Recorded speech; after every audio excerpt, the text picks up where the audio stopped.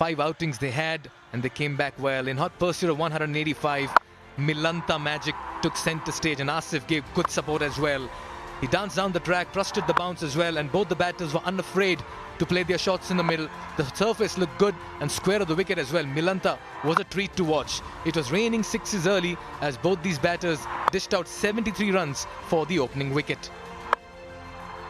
They were very smart in who they targeted before it was. Asif, that was dismissed. Milanta didn't hold back, he kept going. He was joined by Mohsin, who was sent in to get a move on.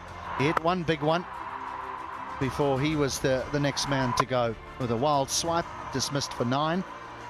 But they were always in control while Milanta was at the crease. Never got behind a run rate. This was an opportunity for Dipindra Singh Eri, but it didn't go to hand, and Milanta was allowed to continue. This young man had a good tournament as well, Harsh Thakur, for the Canadian. But the whole day belongs to the left-hander.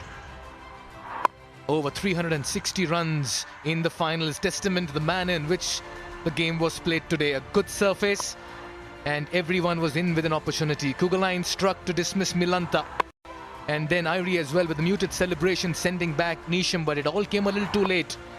And this was another piece of brilliance by Irie to get the better of Tripathi.